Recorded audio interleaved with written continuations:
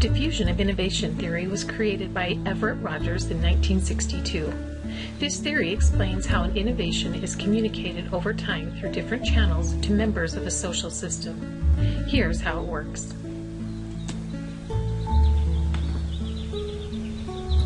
There are four main aspects of this theory: innovation, information, decision-making, and reinvention. Please note that the innovation stage has 5 characteristics of innovation, and the decision-making stage is a 5-step process. Rogers defines the characteristics of innovation as relative advantage, compatibility, complexity, trialability, and observability. Let's take relative advantage first. A new product out on the market must have some relative advantage over past products and services. Otherwise, no one would be interested in it. So there has to be some relative advantage to purchasing a new one. Compatibility is whether the product or service is compatible with existing needs of the user, or even perhaps compatibility with existing devices out on the market. Complexity is how complex the device or the service is to use. It really should be changed to simplicity, because users really do want simplicity as opposed to complexity. Trialability is whether or not the user can try the innovation before actually purchasing it. And observability is whether the potential user can see others using the new device or service. The second aspect of diffusion of innovation is information about the innovation. Mass media is excellent at getting the word out about new products. There are television commercials, newspaper advertisements, magazine ads that tell us about new products that are going to be out on the marketplace. Websites and social media sites are also useful for getting the word out about new products. And of course, there's always word of mouth as a means to get information about new products and services. Aspect number 3 is the decision-making process. It's a 5-step process on how we decide whether we really want to invest our hard-earned money on a new product or a new service. So the first step in the decision-making process is to gather knowledge about the innovation and its features. We can go onto websites, we can ask people. There are all different ways that we can gather knowledge about the new innovation.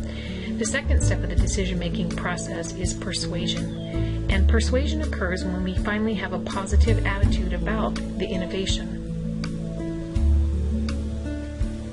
The third step is we either accept or reject the innovation. We decide to either part with our hard-earned cash and purchase the service or the product, or we can reject the innovation by deciding not to purchase the product or the service. The fourth step of the decision-making process is to implement the new innovation. This is where we take the innovation and we use it in our daily lives. We get to explore the product or the service and find all the features that it offers. And finally, confirmation occurs when you decide that you've made the correct decision. Yes, this device or this service is exactly what I thought it would be, and my decision is reinforced. Another stage that is discussed by Rogers in his diffusion of innovation theory is that of reinvention. Reinvention is the process by which a person who adopts the technology begins to use it for purposes other than those intended by the original inventor.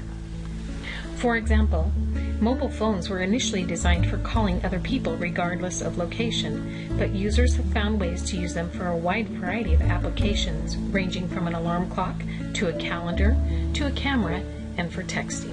That is reinvention. Adoption of an innovation does not usually occur all at once. It happens over time. This is called the rate of adoption. On the x-axis, we have the amount of time the product has been on the market. On the y-axis is the number of users that have adopted a product or a service. For example, innovators take a risk in adopting and realize it may succeed or fail. Risk takers can deal with failure. As time moves on, more people will adopt the product and move us into the early adopters phase, early majority phase, the late majority, and finally the laggards. The area under the curve represents the number of users or customers that are using the product. Let's take a look at the adopter categories and characteristics. Innovators take a risk in adopting and realize it may succeed or fail. Risk takers can deal with failure. Early adopters are respectable. Valued opinion leaders act as role models for others. Early majority are deliberate and adopt just before the average. They are considered the link between the earlies and the lates. The late majority are skeptical, hesitant, often only adopt because of peer pressure or because they have to in order to continue. And the last group are the laggards.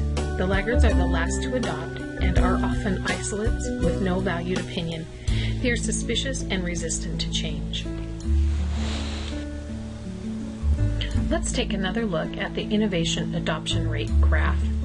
You'll notice that in the early adopters area, there is a break in the graph. This is referred to as the chasm. The chasm is a place where a producer of a product or a service may not be able to get enough support from the innovators or the early adopters, and they may have to abandon their project. The product or service is no longer going to be developed. Therefore, it falls through all the way to the bottom. Entrepreneurs who are producing a product or a service have the chance to sell a product or service for the first 6 months before they actually have to have it developed. So they may have a prototype, but it may not be functional. They're still trying to gather enough financial resources to develop their product or their service. If they can't garner that support, then the product or service becomes what is known as vaporware. The diffusion of innovation theory cannot predict at what time a product will be successful, or if it will be successful at all, but it can explain how an innovation is communicated over time through different channels to members of the social system. In addition, it can help us with ways that can move the communication process along in the marketplace.